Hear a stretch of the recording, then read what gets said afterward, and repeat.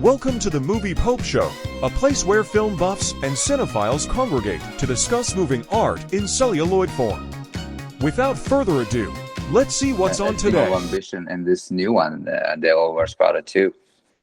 Yeah, it's been 20 years now. So 20 years in between films is kind of interesting because I thought to myself, like, you know, she's gone through an interesting transformation herself, like as an actress. Like she went through a period where people were like, I hate Anne Hathaway. I can't tell you why, but I hate her. Yeah. It was a serious period where it was around the Oscar she got for Les Miserables, right? And then there was just, you know, when she was engaged to a con man, I don't blame her for that, but for some reason, she was people didn't like her. Yeah, it was so strange to me. I didn't get it. It was so weird, you know. I mean,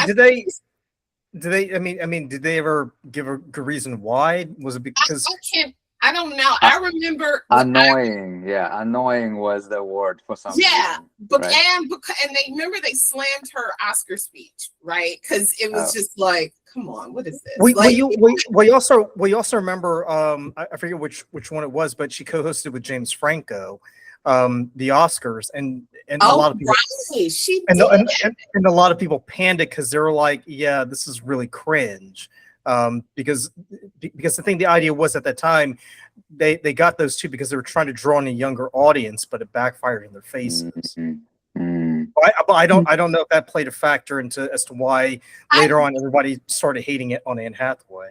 Right, but there was no real reason. I actually was on Instagram this weekend, and I remember it was an entertainment reporter on a podcast talking about how she hated her for so long, and she was like, I can't even tell you why. Yeah. Like she said, I can't even tell you why I dislike this one. See, like, but there are people in Hollywood that you just like, I don't like her, or I don't like him. I don't like him for no reason. And she had that for about, I would say about 10 years. I mean, I would be wrong, you know, it was for a while.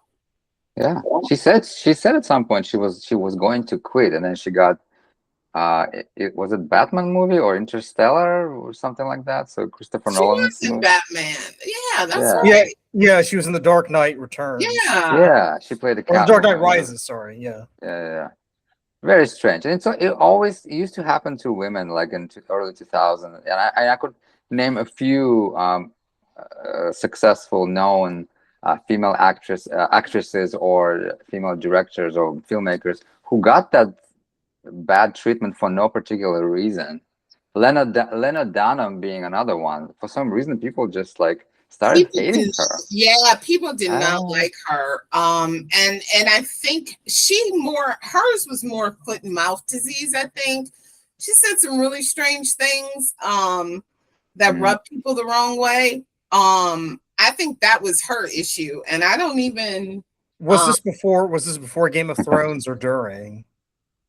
Sorry, it's not Lena. Lena Headey. Sorry, I'm the Lena Headey. Okay. No. Yeah, Lena Dunham. Yeah, from Girls. Okay. Yes. Yeah, I think it was.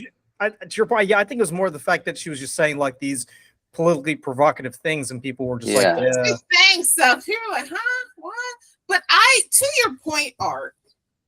To pick up on what you said, another thing I remember, and this is completely unrelated to Anne Hathaway, but I remember distinctly that certain actresses, this is pre-Weinstein reveal, were branded as crazy and hard, difficult to work with, difficult to work with, all that stuff.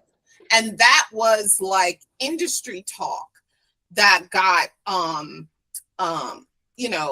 discussed about them, and it bled into like, you know, entertainment magazines and all this stuff. And I remember that about like, especially about Ashley Judd. But now you realize why. But it's so interesting that took hold. Like that really took hold. That there was probably about 5 actresses that people just accepted. Oh, she's difficult to work with. Gwyneth Paltrow, and I think, and it makes me think that it was probably a deliberate campaign by the Weinstein company or whatever. Yeah. Yeah, it was a deliberate campaign, and it makes you think about the women that were I don't want to say compliant. That sounds bad to say, but the women that they wouldn't play ball. That did play ball. Yeah. Oh, the ones that did. Think about the women that did play ball. Yeah, because wasn't Rose McGowan like one of the people who was deemed very difficult, and then she spoke out, and because I remember for a long time people were like, always spoken. Oh my God, I love that woman. Jawbreaker is like one of my favorite films. Anyway, go ahead. I love her. Anyway. Yeah, because I remember for the whole Weinstein thing kind of like took hold. Like she was saying all these things before about, oh yeah, like the producers in Hollywood, they'll give you a certain role if you do this or that for them, and nobody listened. And then finally people began coming out, more and more, and everyone's like, okay, Rose McGowan isn't crazy. Maybe she isn't batshit crazy after all. Maybe she was telling the truth. Right. It took a long time because he was so powerful. It really took a long time. And getting people on the record, according to what's the Megan Twohey and I forget the other journalist, but that's what it was, getting people on the record. It was why it took so long. They worked on that story for so long and they could not get people on the record. But yeah, no, that's just, oh boy. That to me, it's just horrible when I think about that. But yeah. But I was gonna say, like, and Dara, I told you this when we were doing our Oscar predictions a few weeks ago. I mean, this year, next year is going to be the year of Anne Hathaway. Like, she is going to win an award for something, because not only is she coming back with Devil Wears Prada 2, but Art, you and I did a trailer reaction for Mother Mary, which I would say is like the dark version of the Devil Wears Prada in a sense. And then in July, she's playing Penelope in the Odyssey.